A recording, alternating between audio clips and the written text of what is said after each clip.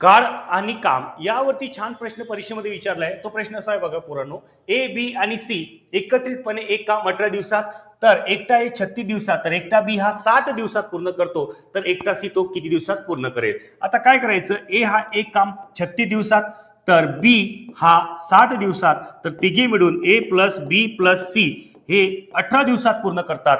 तिघांचं एकत्रित जर काम बघितलं ते 180 दिवस येतात पोरांनो।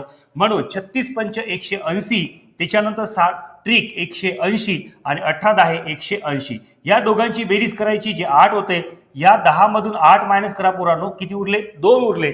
मग सी ते काम 180 डिवाइड बाय करायचे पोरांनो 2, म्हणजेच किती येणार 90। म्हणजेच याचा अर्थ ते किती दिवसात कंप्लीट करेल, 90 दिवसात कंप्लीट करेल। हा जर प्रश्न तुम्हाला समजला असतील तर मला या प्रश्नाचं उत्तर तुम्ही कमेंट बॉक्समध्ये कमेंट करून नक्की सांगा आणि आपल्या चॅनलला लाईक आणि सबस्क्राईब करायला मात्र विसरू नका।